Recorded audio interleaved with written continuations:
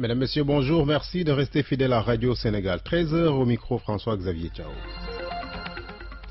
Les titres de cette édition, la journée mondiale de la lèpre célébrée aujourd'hui au Sénégal. Dans notre pays, 250 cas sont enregistrés chaque année. À Kaolack, la situation est relativement stable, 23 cas notés en 2015. Les autorités sanitaires appellent à un changement de comportement vis-à-vis des sujets affectés. Plus d'abris provisoires dans les écoles élémentaires de Richard Toll à partir de l'année prochaine. C'est une promesse du maire de la ville. La municipalité compte mobiliser près de 80 millions de francs CFA pour réfectionner toutes les classes dégradées des écoles de la ville. Il l'a dit à l'occasion de la fête de l'excellence qui a récompensé les cracks des écoles de Richard Toll. L'ONG Jamra travaille sur une proposition de loi devant criminaliser tous les actes contre nature, y compris l'homosexualité. Et c'est le député Amadou Mbéré Silla de Louga qui va porter la proposition. Jamra appelle tous les députés à soutenir cette proposition de loi. Pour les sports, nous serons en compagnie de Mamadouli et puis en fin d'édition, la revue des hebdomadaires avec Elisabeth Agnessar. Bienvenue à toutes et à tous. La journée mondiale de la lèpre est célébrée aujourd'hui au Sénégal. Dans notre pays, 250 cas sont enregistrés chaque année. À Kaolack, le taux de prévalence de la maladie est de 0,4%. Une situation relativement stable selon les autorités médicales. Toutefois, il ne faut pas baisser la garde. 23 cas ont été dépistés dans la région en 2015, dont des enfants. La sensibilisation est ainsi lancée pour un changement de comportement vis-à-vis des sujets affectés. Les dernières enquêtes sanitaires montrent que la situation de la lèpre dans la région de Kaolack est relativement stable. Ici, le taux de prévalence est à 0,4% cas, en deçà des normes de l'Organisation mondiale de la santé, selon Dr Balamba Kemboup, médecin-chef de région. La situation de la lèpre de la région est relativement stable. Nous sommes actuellement à une prévalence de 0,4 cas, 10 000 habitants. Ça veut dire que nous sommes en deçà des normes même de l'OMS, parce que l'OMS prétend que si dans une région, ou bien dans une localité, il y a moins d'un cas pour 10 000 habitants, ça veut dire qu'ils sont dans la phase d'élimination de cette affection. Toutefois, le docteur précise qu'on n'est pas à la phase éradication, ce qui signifie qu'il y a encore des cas touchant la plupart des enfants. Docteur Balamba Kemboup. Élimination ne veut pas dire éradication. Il y a toujours des cas qui existent, mais malheureusement, c'est des cas qui touchent des enfants et c'est des cas qui viennent à des stades tardifs. Ils viennent avec des mutilations, ce qui veut dire qu'ils ont caché la maladie pendant très longtemps. Souvent, les gens ont des problèmes pour aller au niveau de structures de santé pour se faire dépister. Dans les stratégies de lutte, les autorités médicales sont passées de... Et maintenant, de dépistage passif, nous sommes passés à un dépistage actif. Maintenant, chaque année, grâce à la DAO qui nous appuie, nous faisons des sorties au niveau du village pour des dépistages actifs. C'est-à-dire, c'est nous qui allons vers les populations pour voir les gens qui ont des signes suspects. Je pense que la journée mondiale sera l'occasion de sensibiliser sur ces aspects-là. Le médecin-chef de région d'indiquer que les quartiers flottants dans Kaolack sont les plus touchés.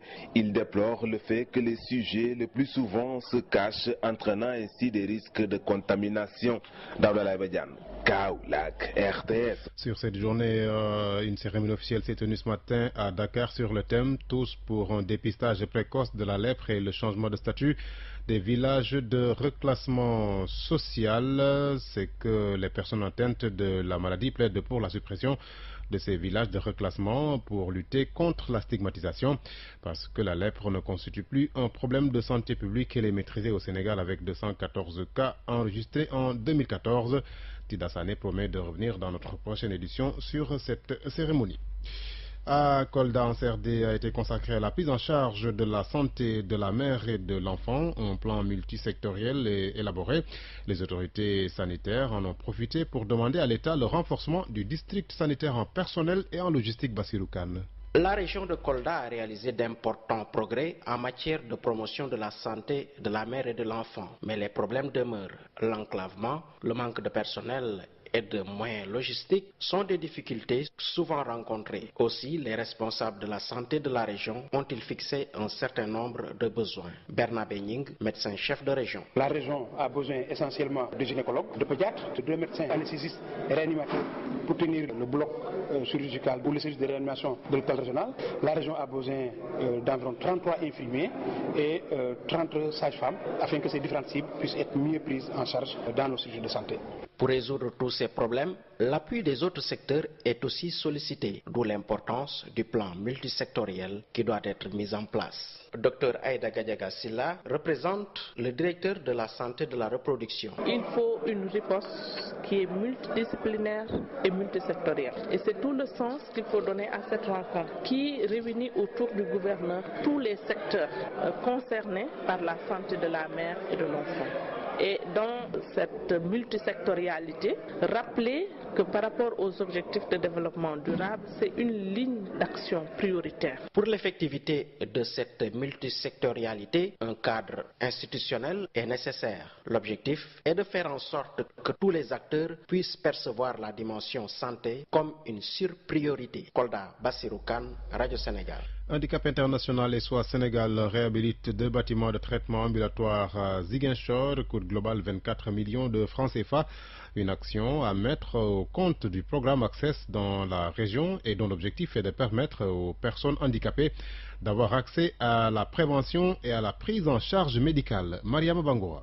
Deux bâtiments viennent d'être réhabilités au centre de santé de Ziguinchor. Cela rentre dans le cadre du projet Access des services VIH-Sida inclusif, un projet mis en œuvre par Handicap International et ses partenaires. Dr Aïda Zerbo Mathias, chargé du projet Access à Handicap International. Le projet Access est mis en œuvre dans toute la région de Ziguinchor en termes d'aménagement pour rendre les services de santé accessibles. La SOS Sénégal, en appoint dans ce projet, veut atteindre l'un de ses objectifs majeurs, le docteur Ambaroukizé Simon, chargé des programmes à la SOS Sénégal. Notre intention ici, c'était de permettre aux personnes handicapées d'avoir l'accès à la prévention et à la prise en charge, en renforçant les capacités des prestataires et des communautés sur le langage des signes, l'utilisation de braille. La prévention, c'est l'inclusion des personnes handicapées, puisque les personnes handicapées étant à peu près 15%, c'est l'OMS de la population. On ne peut pas gagner une bataille contre n'importe quelle maladie si vous n'impliquez pas cette population. Enda Santé, qui agit dans le domaine sanitaire, a aussi apporté sa pierre à l'édifice, ce qui est, selon cette ONG, d'une grande importance pour la qualité des soins. Boubacar Diouf, responsable du bureau Enda Santé de Ziguinchor. On a vu qu'il y a un pavillon qui était là, qui était fréquenté, mais c'est un pavillon qui ne garantissait pas la qualité des soins parce que l'état des bâtiments ne permettait pas de faire un travail de qualité.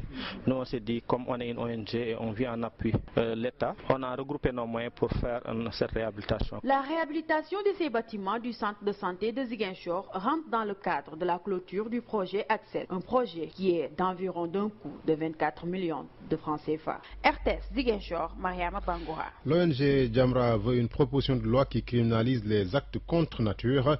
Jamra compte s'appuyer sur un certain nombre de députés, dont Amadou Mbérissi Ladlouga, qui a accepté de porter la proposition de loi. Selon Imam Massamba Diop, président de Jamra, cette proposition permettra de lutter efficacement contre l'homosexualité. L'imam Massamba Diop ici au micro de Bassirou Silla. Monsieur Mbérissi-La, le vice-président et l'honorable député, il a accepté que Jamra prépare un projet de loi. Lui-même, il va prendre en charge ce projet de loi, il le déposera entre les mains du président de l'Assemblée nationale. Et les jours qui viennent, ce projet de loi visera à criminaliser toute union contre nature au Sénégal. Pourquoi nous l'avons fait? Nous avons constaté que le ministre de la Justice, pour ne pas le citer, Sidiki Kaba, a dit récemment qu'il n'y avait aucune loi qui interdisait à un Sénégalais d'être homosexuel. Nous savons que l'article 319 du Code de procédure pénale interdit de façon formelle et sans embâche toute union contre nature. Mais on nous dit, on nous fait croire que l'homosexualité n'en fait pas partie. Et nous, Jamra, nous défions n'importe quel Sénégalais qui pourrait démontrer que l'homosexualité ne ferait pas partie des unions contre nature. On ne peut pas, le législateur ne peut pas rester là à énumérer l'homosexualité, le lesbianisme, la nécrophilie, la zoophilie. Il ne peut pas. Et même peut-être des unions qui n'existeraient pas encore. Et c'est pourquoi il a dit toute union contre nature est interdite par la loi sénégalaise. Donc pour régler définitivement ce problème, une loi sera déposée entre les mains de monsieur le président de l'Assemblée nationale et l'ensemble des députés sénégalais vont travailler dessus. Et je le pense, dans un pays où 98% des Sénégalais sont soit musulmans ou chrétiens, et toutes ces religions révélées rejettent en bloc les unions contre nature, je le pense que c'est une loi qui sera acceptée par l'ensemble des Sénégalais. Imam Massamba Diop, président de l'ONG Jamra, qui appelle de tous ses voeux donc cette loi qui doit criminaliser les actes contre nature. Plus d'abris provisoires à Richard Toll à partir de l'année prochaine, c'est une annonce du maire de la ville. Amadou Mamdiop a promis la réfection de toutes les classes dégradées des écoles de la commune. Il l'a dit à l'occasion de la fête de l'excellence, fête qui a récompensé les cracks de l'année passée, Mbaye Diop. Pour cette première édition de la journée de l'excellence, les meilleurs résultats scolaires des élèves de la maternelle à la terminale ont été récompensés. Cette initiative du conseil municipal, en collaboration avec le collectif des directeurs d'école, a été l'occasion pour le maire de révéler des mesures dans le sens d'améliorer les conditions d'études et de travail dans les établissements scolaires de la ville. Dr Amadou Mamdiop. Mais je voudrais aussi dire notre engagement et notre détermination à pérenniser cette journée, mais mieux encore, à prendre en charge l'ensemble des préoccupations du corps enseignant, notamment la réfection de l'ensemble des salles de classe au niveau de Richard-Toll que nous avons déjà estimé à 80 millions, éliminer les 12 abris provisoires au niveau de Richard-Toll dès cette année, qui représente un montant de 60 millions. Fixer les élèves de Khoum Tcharen au niveau de leur quartier en construisant dès cette année une nouvelle école. Le cas du lycée de Richard-Toll avec ses effectifs pléthoriques préoccupe également le conseil municipal. Même si les lycées et collèges ne dépendent pas de la mairie, tout de même des démarches pour aider à trouver des solutions seront entreprises, a fait savoir le maire. A signalé, les écoles qui se sont distinguées au CFE et des enseignants à la retraite ont été honorés. Des enseignants décédés ont été décorés à titre possible devant une population fortement mobilisée pour la cause de l'éducation. Richard-Toll Mbaye pour la RTS.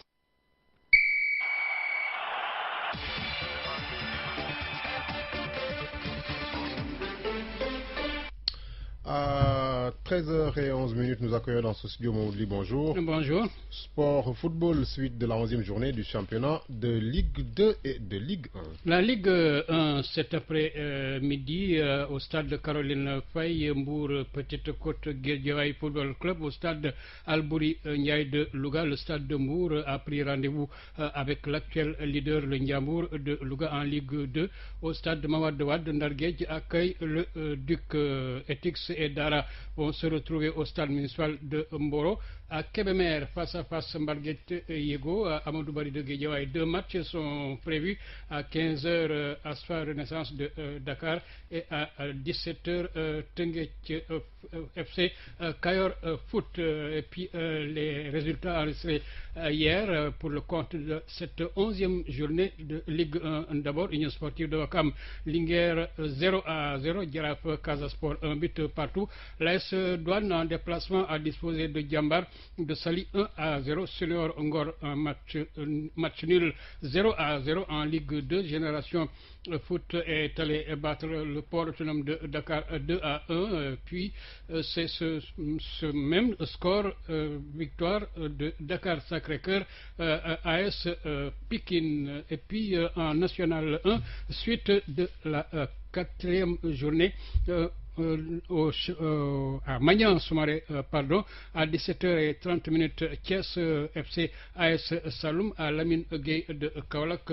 Kaolack FC a été à Aline Sitoé Diatta, Santhiaba Darou Salam en National 2. Deuxième journée, Magnan Soumaré, la suite donc à 15h30, Pama Koué Mama Ngech et à Elimanel Fall, Ker Yeli à ses fils à Tambacounda, dont Bosco Tchosan Passi à Dagana, AS Dagana, Kaural Soubalo, Bignona, Espoir de Bignona, Samine. On joue également en National 1 et National 2.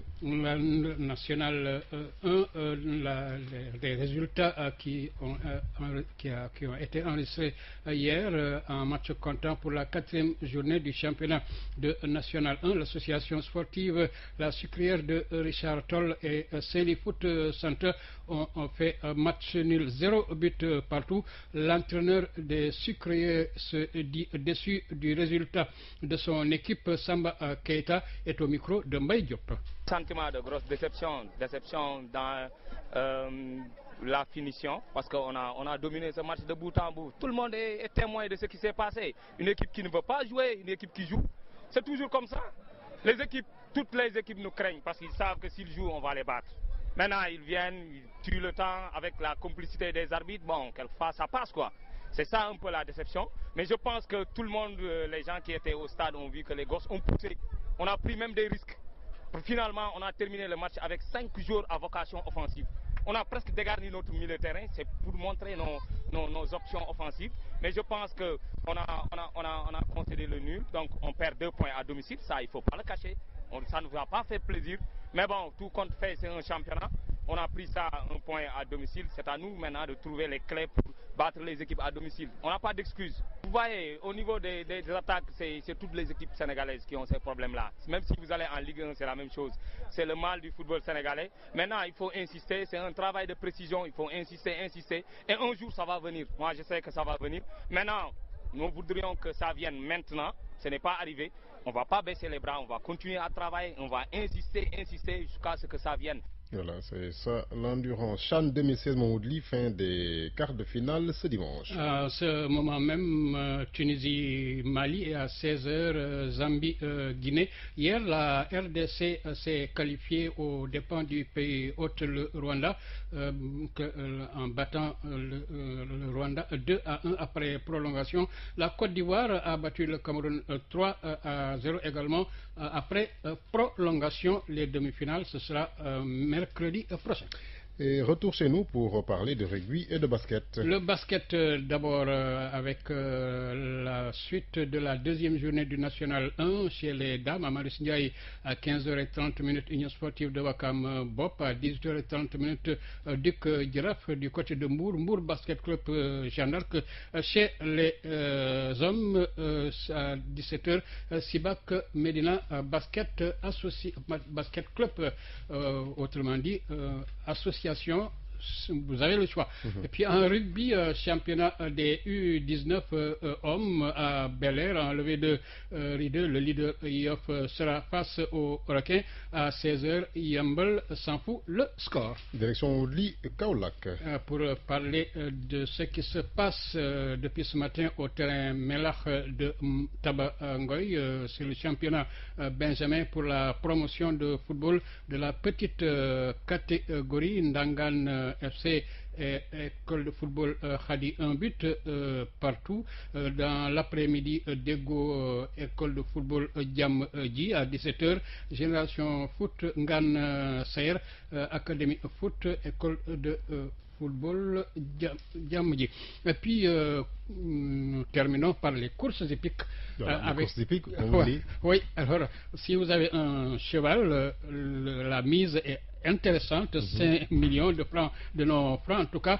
C'est le deuxième rendez-vous des turfistes cet après-midi à Thiès pour le drapeau professeur Sakhir Thiam. 49 chevaux s'aligneront pour cette mise globale dont je faisais allusion tantôt, c'est-à-dire 5 millions de francs CFA. Voilà, merci Momodou Ly à 13h et presque 17 minutes.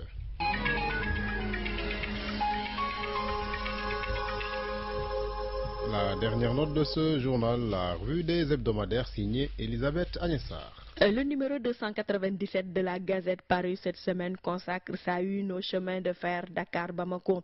Cette ligne, si l'on en croit la Gazette, devrait en 2018 retrouver le lustre de l'ancienne ligne Dakar-Niger, appelée aussi la route de l'intégration. Pour cela, poursuit l'hebdomadaire, une entreprise chinoise va injecter dans cette réhabilitation 1500 milliards de francs CFA. Le prix de la relance d'un rail à l'agonie, mais aussi de la redynamisation de l'activité économique le long des axes desservi par cette ligne. Mais comme le fait remarquer l'éditorialiste de la Gazette, le Sénégal ne devrait bientôt plus avoir besoin de faire appel à des ressources extérieures pour financer son propre développement. En effet, poursuit mon confrère Papa Medoufal, tous les rêves sont permis avec la découverte de l'or noir qui place le Sénégal au rang des pays pétroliers les plus importants du continent, en attendant d'en savoir beaucoup plus sur le gaz découvert tout récemment dans le nord du pays. Mais pour cela, il faudrait une bonne gouvernance du pétrole, selon toujours l'éditorialiste de la Gazette, qui estime que c'est une exigence pour canaliser les folles ambitions que fait naître cette manne. Loin de cette sphère des affaires, Nouvel Horizon consacre sa une à ce que d'aucuns ont appelé Walisek et la mode des sacs de femmes. Le choc de la mode, le poids des mœurs, titre l'hebdomadaire de la SICAP Liberté, qui fête en ce début de 2016 20 belles années. Mon confrère Souleymane Thiam relève d'emblée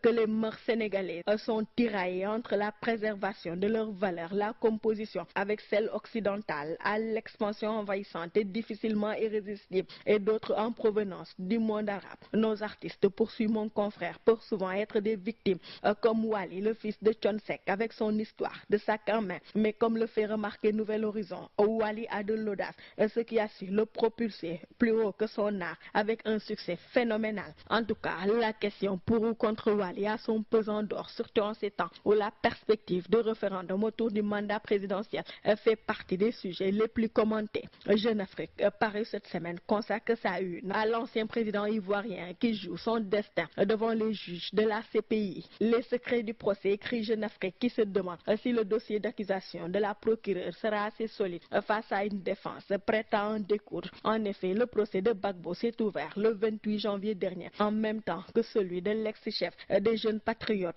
tous deux jugés pour crimes contre l'humanité, meurtre, acte inhumain, tentative de meurtre et viol. Lui, Gbagbo, poursuit Jeune Afrique, intimement persuadé que ce procès qui s'ouvre sera l'occasion de sa réhabilitation après 4 années de prison. Jeune Afrique avance que la partie s'annonce serrée et se demande si le dossier d'accusation de la procureure de la CPI sera à la hauteur de la gravité des faits, mais aussi de l'événement historique que représente ce premier procès d'un ancien chef d'État devant la CPI.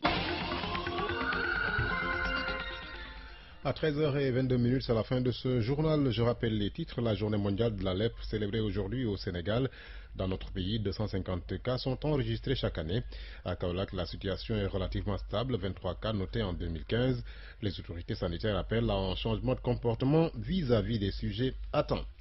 L'ONG Jamra qui travaille sur une proposition de loi devant criminaliser tous les actes contre nature, y compris l'homosexualité. Et c'est le député Amadou Mbérissila de Louga qui va porter la proposition. Jamra appelle tous les députés à soutenir cette loi. Plus d'abris provisoires dans les écoles élémentaires de Richard Toll à partir de l'année prochaine.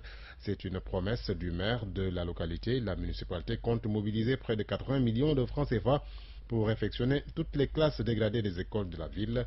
Le maire l'a dit à l'occasion de la fête de l'excellence, fête qui a récompensé les cracks de Richard Toll. L'équipe de ce 13h en cabine technique sous les barils au CEDEM Alé Ndoye, journal réalisé par Marianne Diaye, devant le micro François-Xavier Tchao. Merci de votre fidélité à Radio Sénégal. Bon dimanche à toutes et à tous.